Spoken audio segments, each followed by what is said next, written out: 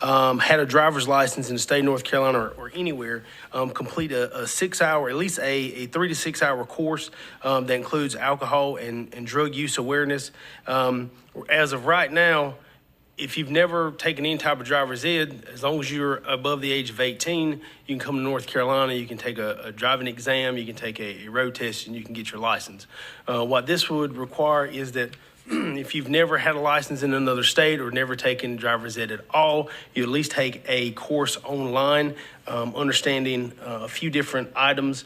Number one, the laws of the state relating to operation of motor vehicle, the psychological consequences of using alcohol or other drugs and their effects on a driver of a motor vehicle, and understand the high-risk driving, such as fatigue driving, aggressive driving, distracted driving, including use of electronic devices while driving.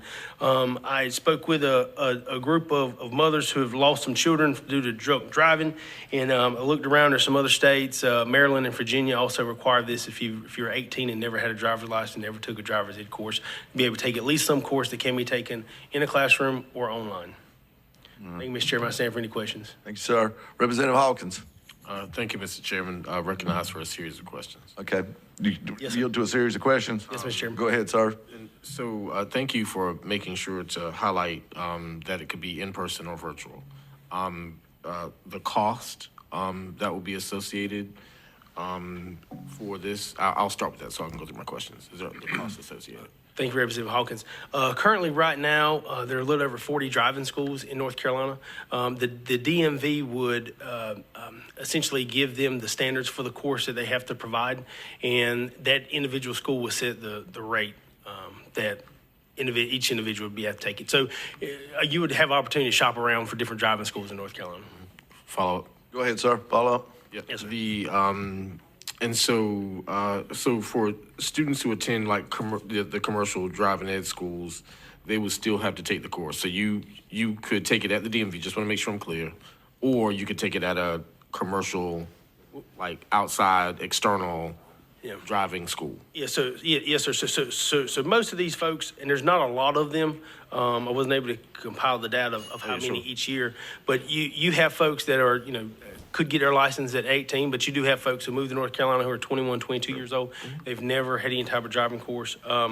And so this will allow them to be able to at least have something, at home, at least go through some type of course before they're able to come and take that driver's test. Okay.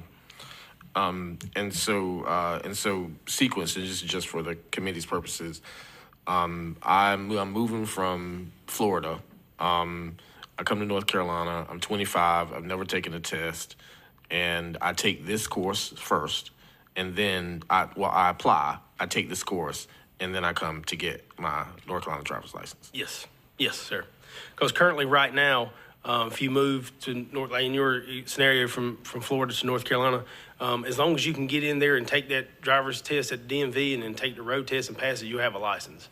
And going back to the estimated cost, you'll be able to shop around, but not only would they have to pay for this course, they would not be able to pay it all at once, correct? They would have to pay for, they'd have to apply, pay for this course, and then pay for the process to obtain the North Carolina driver's license. Is that correct? Or, we can ask staff too. Would you like your first staff? Yes, sir.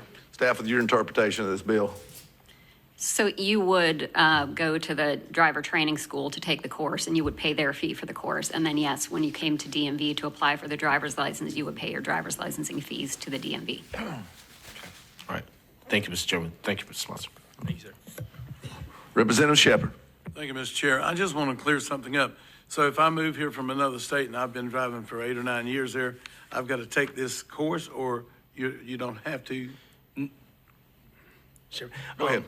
No, sir. This is for only folks who have never taken any type of driving education course, or ever had their license. So if you've moved here and you've been driving, since you were 18, you're fine. This is just for folks who've never had any type of formal training. Or license. Yes, or license. All right. Representative Lopez. Thank you, Mr. Chair. Question for the bill sponsor? Go ahead. You yield. Perfect. Thank you. And you may have already touched on this when you said the DMV would set the regulation for what the the curriculum of the driver's course will look like. But does that include, and I know you take the driver's, like the road course portion at the DMV when you're getting your license, but does that include, or could that include from the DMV to the curriculum a road course for the driver's ed portion as well?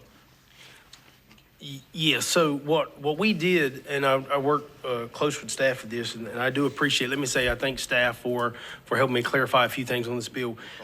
The requirements here in 20-330A is essentially the same requirements that you should have when you're taking a driver's ed course.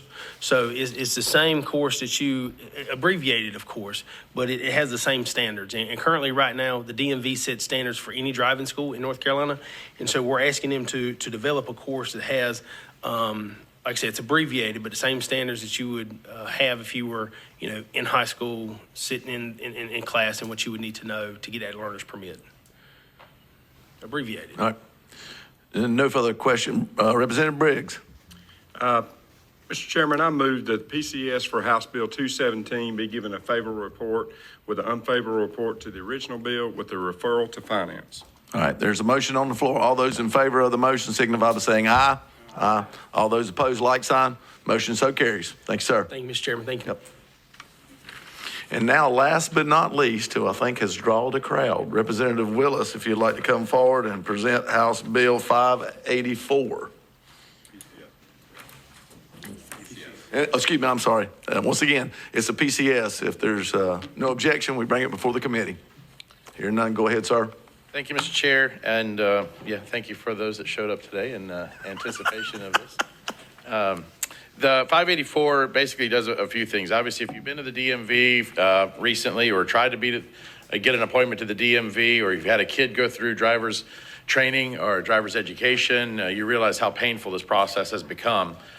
We've discussed this coming out of COVID over the last couple of years, and we've made some tweaks. We went back to a more, extended version of this process. And so what this bill does really is three things. One, to get your driver's permit or any of your license today, you have to go to your school as a high school student and get a certificate from them. Aside from the educational piece of the driver's ed training, you have to get a certificate that says you're in good standing with the school. This form no longer serves really any purpose. The DMV is willing to let that go. The schools don't want to have to deal with that hassle anymore. Basically, this was something that came in the late 90s to try to encourage students from dropping out of school. It's become, an irrelevant document. There's no data that shows that it's done any good in addressing dropouts and for the high school students. The second part would eliminate the 9-month required, I'll call it a waiting period for students who are over 16. Right now, we have a requirement, once you get your driver's permit, you have a 9-month waiting period plus 60 hours of driving that you have to do over that 9-month period. Once you turn 16, this would eliminate the 9-month waiting period and only require the 60 hours of driving time, however quickly that happens, whether it's in a month or in 6 months or however long that is. And so you still have to go through and do the actual 60 hours of driving training during that time before you can get your level 1 license.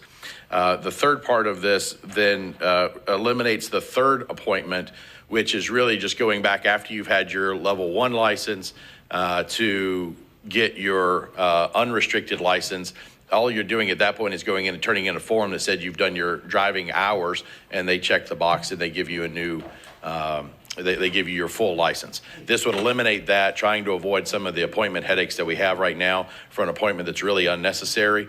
We've asked that within this bill that the DOT look at ways of being able to do that online so they could go in and certify that they've completed those training hours in that time period, and then the DMV could mail them their full unprovisional license like we do today if you renew online after the fact. So I will stand for questions, and I'm sure there are some.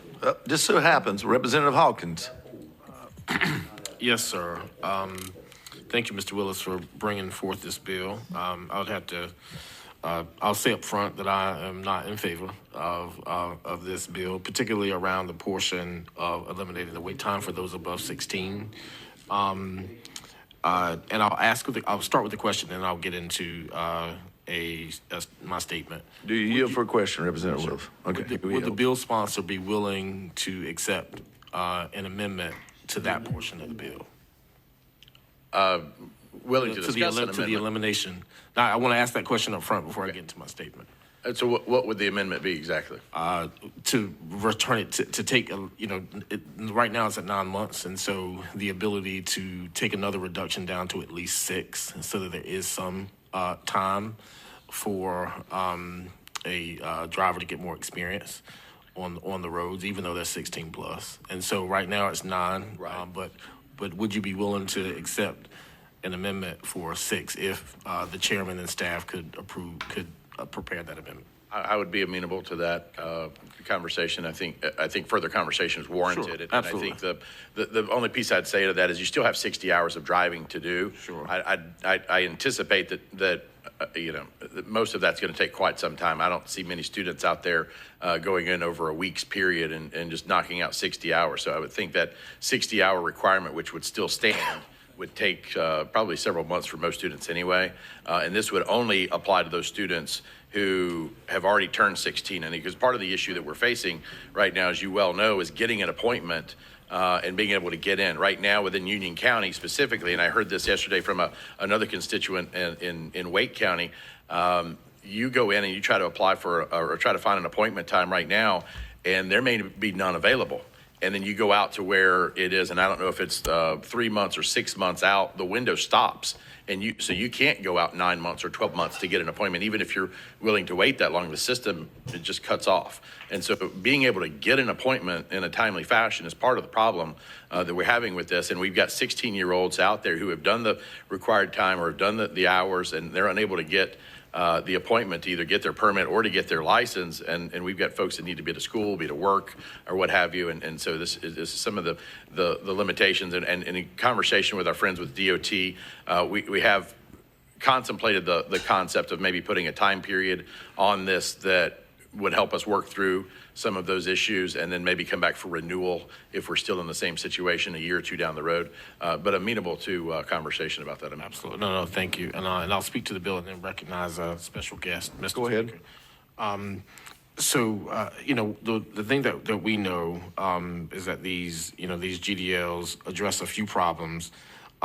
They really ensure that the drivers develop a deep understanding of driving and being on the road, even though they have the 60 days. It's just sometimes it's about being continuously behind the wheel. Safety from crash risk. Of course, I've been behind the wheel with my 16-plus-year-old, and he would turn a little bit over the line and then yank it back. Those kinds of things take time, even past the 60 hours, to learn. And most importantly, I think that parents have shown through research that they believe that this wait time is really, really important, because the worst thing in the world is for an investigator or a police officer to knock on your door to say that something has happened to your child. And that's something that we can prevent by not moving forward with the complete elimination of that bill. Safety is first. 12 months is the gold standard because of COVID. We did back that up. I would also posit that while we will probably never go back to that 12-month standard, that we as a committee and as a legislature can work very closely with DOT and DMV now that they will have new leadership to help with the issue of moving out the ability to get an appointment past the 6-month period, and the investment. Because I think we have all sort of heard from our constituents on this issue that there's an ability for more instructors per county. Like, we can dig into the data to make sure that we're solving this issue, but the elimination of that time period, again, based on the data, based on parent response, and based on safety guidelines, is just not the way to move. And so at this time, Mr. Chairman, Lee Jackson from Department of Transportation is there and is able to speak, if the chairman will allow. I've got 4 in the queue right now that are on the committee, so let me catch them, and if we have time, we will. Y'all, the hour is approaching here. Agriculture is going to take this room over, and I know them because I'm on it. Okay, if we could, Representative Biggs. Motion at the appropriate time, sir. Okay, Representative Pless. Thank you, Mr. Chairman. A couple of questions, I believe. A series of questions? Yes, sir. Okay, go ahead. Representative Willis, thank you for bringing this. I went through very similar situations with Audrey, and I had to drive to Boone to get an appointment. And I tried for months to do it. Is there a way that you see that we can accomplish keeping this and still being able to function effectively, getting these kids licensed without changes to the DMV? Currently, I do not. Thank you. One more, sir. Okay, go ahead. Have you spoken to any of the folks that teach these courses on a regular basis? I only have one educational person outside of the school system in my area, and they are in Macon County and Representative Gillespie's area. Have you spoken to any of the folks that teach outside of the school system?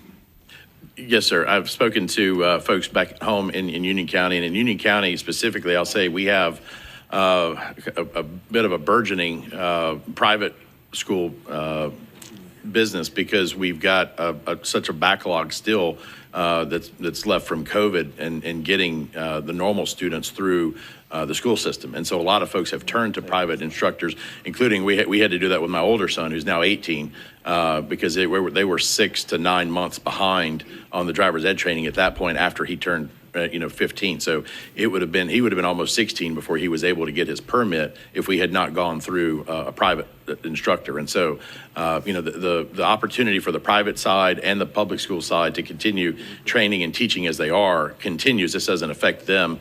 It just gives the students the ability to get their license or their permit more timely. Thank you. I'd like to make a comment if I could right quick. Thank you. I'd like to make a comment.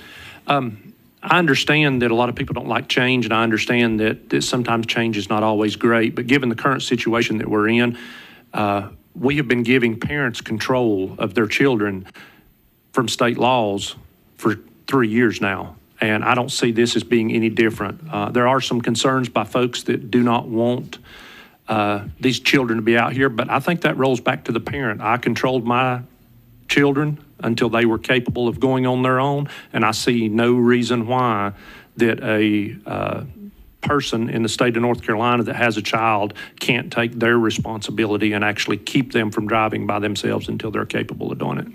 All right, we're down to about 4 minutes to go, and I've still got like 3 in the committee in the queue. I'm thinking at this time, if we can, if the bill sponsor would, can we help? We will have transportation next week. We're going to run over our, if we try to get everybody, would you mind letting, I don't want to say the word table, but for now, we'll put you on hold and bring you back and be the first one in our committee next week then? Would that be a problem? So you'd like to go ahead and take a vote? Is that what I'm hearing? No. Well, no, we can do that, but I've got quite a few still wanting to talk. Yeah, So, and I think it's going to be hard to do. So we're not going to get done. Let's put it that way. We can table it for next week. Okay. All right. If we will hold this over, and this will be the first one next week because I just don't think we have the time to get everybody's questions. Please think about what you'd like to ask when you come back in so we'll be ready and move this along pretty quickly. Until then, meeting is adjourned.